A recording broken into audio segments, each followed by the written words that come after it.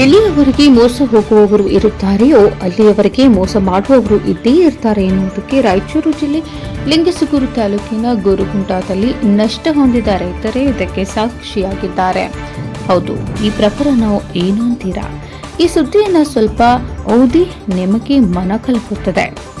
ದೇಶದ ಬೆನ್ನೆಲುಬಾಗಿ ನಿರಂತರ ಶ್ರಮ, ಹತ್ತಾರು ಸಮಸ್ಯೆಗಳ ಮಧ್ಯೆ ದುಡಿಮೆಯನ್ನ ನಂಬಿ ಬದುಕಿದ ರಾಯಚೂರು ಜಿಲ್ಲೆ ಲಿಂಗಸಗೂರು ತಾಲೂಕಿನ ಗುರುಗುಂಟ ರೈತರು ತೋಟಗಾರಿಕೆ ಮಾಡಬೇಕೆನ್ನುವ ಬಯಕೆಯೊಂದಿಗೆ ದಾಳಿಂಬೆ ತೋಟಗಾರಿಕೆಗಾಗಿ ಮುಂದಡಿ ಇಟ್ಟು ಗುಜರಾತ್ ಮೂಲಕ ಅಂಬಿಕಾ ಕಿಂಗ್ ಕಂಪನಿಯಿಂದ 50,700 ದಾಳಿಂಬೆ ಸಸಿಗಳನ್ನು 8 ಜನ ರೈತರು ಖರೀದಿ ಮಾಡಿದ್ದಾರೆ. ಉತ್ತಮ ದರ್ಜೆಯ ಸಸಿ ಎಂದು ನಂಬಿಸಿ ಮಿಶ್ರ ತಳಿಯ ಕಳಪೆಯ ದಾಳಿಂಬೆ ಸಸಿ ನೀಡಿ ಸುಮಾರು 2 ಕೋಟಿಗೂ ಮಿಕ್ಕ ನಷ್ಟ ಮಾಡಿ ಗುರುಗುಂಟ ಹೋಬಳಿಯೊಂದರಲ್ಲಿ 97 ಎಕರೆ ಸಸಿ ನಾಟಿ ಮಾಡಿದಂತಹ 8 ಜನ ರೈತರನ್ನ ಸಂಕಷ್ಟಕ್ಕೆ ಸಿಲುಕುವಂತೆ ಮಾಡಿದ್ದಾರೆ.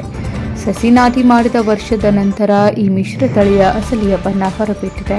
ಸೊಲ್ಲಾಪುರ ಮೂಲದ ಪರಿಣಿತ ಕೃಷಿ ತಜ್ಞ ಡಾ ಆನಂದ್ ಪರಿಚಯವಾಗಿ ಅವರ ಮೂಲಕ ಗುಜರಾತ್ನ ಅಂಬಿಕಾ ಕಿಂಗ್ ಕಂಪನಿಯಿಂದ ಈ ಸಸಿಯನ್ನು ಖರೀದಿಸಿದ್ದಾರೆ.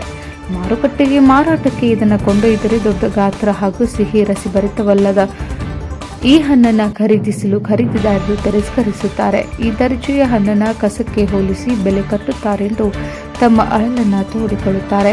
ಹೀಗಾಗಿ ಸಾಲ ಸೂಲ ಮಾಡಿ 97 ಎಕರೆ ಪ್ರದೇಶದಲ್ಲಿ ಸಸಿ ನಾಟಿ ಮಾಡಿ ಲಾಲನೆ ಪಾಲನೆ ಪೋಷಣೆ ಮಾಡಿದ ವರ್ಷದ ದಾಳಿಂಬೆ ಗಿಡಗಳನ್ನು 8 ಜಮೀನಿನ ರೈತರು ಕಿತ್ತು ನಾಶಪಡಿಸಿದ್ದಾರೆ.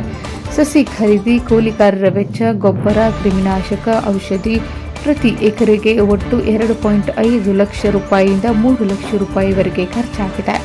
ಈ ಪರಿಹಾರಕ್ಕಾಗಿ ನ್ಯಾಯಾಲಯದ ಮೊರೆ ಹೋಗುವುದಾಗಿ ಎನ್ಕೆಎಸ್ ಮತ್ತು ಪ್ರಜಾಪವರ್ ಮುಂದೆ ದೂರಿದ್ದಾರೆ. ಮಧ್ಯವರ್ತಿಗಳಾಗಿ ಸಸಿ ಖರೀದಿಗೆ ಬೆಂಬಲಿಸಿದವರು ನಮ್ಮ ದೂರವಾಣಿ ಕರೆಯನ್ನು ಸ್ವೀಕರಿಸುತ್ತಿಲ್ಲ. ಹಾರಿಗೆ ಉತ್ತರ ನೀಡಿ ಕಂಪನಿಯವರು ಕೈಚೆಲ್ಲುತ್ತಿದ್ದಾರೆ. ಹೀಗಾಗಿ ಕಂಪನಿಯ ವಿರುದ್ಧ ರೈತ ಸಂಘದ ಸಹಯೋಗದೊಂದಿಗೆ ಪ್ರತಿಭಟನೆ, ಧರಣಿ ಮೂಲಕ ಪರಿಹಾರದ ನ್ಯಾಯಕ್ಕಾಗಿ ಹೋರಾಟ ಮಾಡಲಾಗುವುದು ಎಂದು ಎನ್ಕೆಎಸ್ ಮತ್ತು ಪ್ರಜಾಪವರ್ ವಾಹಿನಿ ಮೂಲಕ ರೈತರಾದ ವಿ ಶ್ರೀನಿವಾಸ್, ವಾಸು ಅಂಜಾನಪ್ಪ ಎಚ್ಚರಿಸಿದ್ದಾರೆ. Mallikarjun Turvihal, news bureau, Raichur.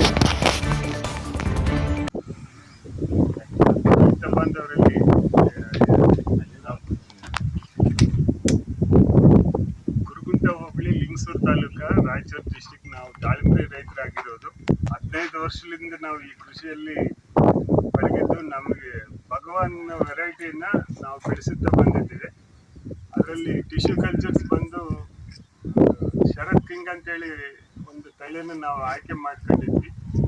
ಇನ್ ಟೈಮ್ನಲ್ಲಿ ಅದು ಕೊಡೋ ಟೈಮ್ನಲ್ಲಿ ಇವರು ನಮಗೆ ಸಸಿಯನ್ನು ಕೊಟ್ಟಿರುತ್ತಾರೆ. ನಮ್ಮ ಹೋಬಳಿಯಲ್ಲಿ ನಮ್ಮ ಜೊತೆಗೆ ಇರೋ ರೈತರು 80 ಎಕರೆ ಹೊಲದಲ್ಲಿ ಹೆಸರಿದ್ದೀರಿ. ನಾನು ಶರತ್ ಕಿಂಗ್ ಅಂತ 30 ಎಕರೆ ಹಚ್ಚೀನಿ. 30 ಎಕರೆ ಹಚ್ಚಿವಿ. ಅದು ಈಗ 1 ವರ್ಷದ ಬೆಳೆ ಐತೆ. ಲೀಸು ಹೊಲಕ್ಕೆ ಮಾಡಿ 1 ವರ್ಷ ಬೆಳೆಸಿವಿ. ಈಗ ಕಿತ್ತಿ ಹಾಕಕತ್ತೀವಿ. ಅದು ಶರತ್ ಕಿಂಗ್ ಫೇಲ್ ಆಗೈತೆ. ಈಗ ನಾವು ಖರ್ಚು ಮಾಡಿದ್ದು ದುಡ್ಡು ಅವು ಲೆಕ್ಕ ಮಾಡಿದ್ರೆ ಕಣ್ಣಂಗೆ ಆಗುತ್ತೆ. ನಾಳೆ ಮುಂದೆ ಫ್ಯೂಚರ್ನಾಗ ನಾವು ಒಕ್ಕಲ್ತನ ಮಾಡ್ಬೇಕಂದ್ರೆ ದಾರಿ ಇಲ್ಲ. ನಮ್ಮಲ್ಲಿದ್ದ ನಮ್ಮ ಬಗಲಾಗಿದ್ದ ರೈತಗಳು ಕೂಡ ನಮ್ಮನ್ನು ನೋಡಿ ಭಾಳ ಮಂದಿ ಹಚ್ಚಾರ.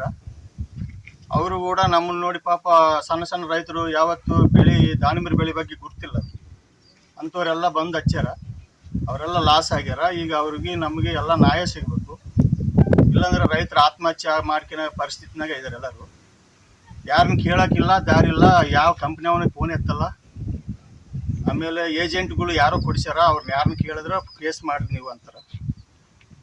ಆಮೇಲೆ ಇದು ಪರಿಸ್ಥಿತಿ ಐತೆ. ಎಲ್ಲರೂ ನೋಡಿ ನೀವು ಒಂದು ಗಮನಕ್ಕೆ ತರಬೇಕಂತ ನಾವು ನಿಮ್ಗೆ ಹೇಳಕತ್ತೀವಿ. ವೆಂಕಟೇಶ್ ಅಂತ ಗುರುಗುಂಟ ಗ್ರಾಮದವರು. ನಮ್ಮ ದೇಶ ಕೃಷಿ ಪ್ರಧಾನವಾದಂಥ ದೇಶ. ಈ ದೇಶದ ಬೆನ್ನೆಲುಬು ರೈತರಾಗಿದ್ದು, ನಮ್ಮ ರೈತರು ಏನಪ್ಪ ಅಂತಂದ್ರೆ ಗುಡುಗುಂಟಿ ಹೋಬಳಿಯಲ್ಲಿ ಸುಮಾರು 100ಕ್ಕೂ ಹೆಚ್ಚು ಎಕರೆದಷ್ಟು ಏನಪ್ಪ ಅಂತಂದ್ರೆ ದಾಳಿಂಬೆ ಬೆಳೆಯನ್ನು ಹಚ್ಚಿದ್ದು. ಒಂದು ಗುಜರಾತ್ ಮೂಲದ ಒಂದು ಕಂಪನಿಗೆ ಶರತ್ ಕಿಂಗ್ ಅಂತ ಒಂದು ಸಸಿಗೆ ಬೇಡಿಕೆ ಇಟ್ಟಿದ್ರು ಇವರು.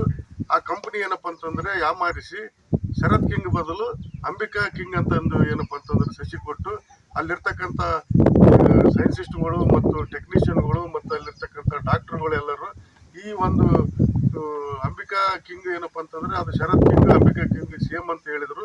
ಹೇಳಿದ ಮೇಲೆ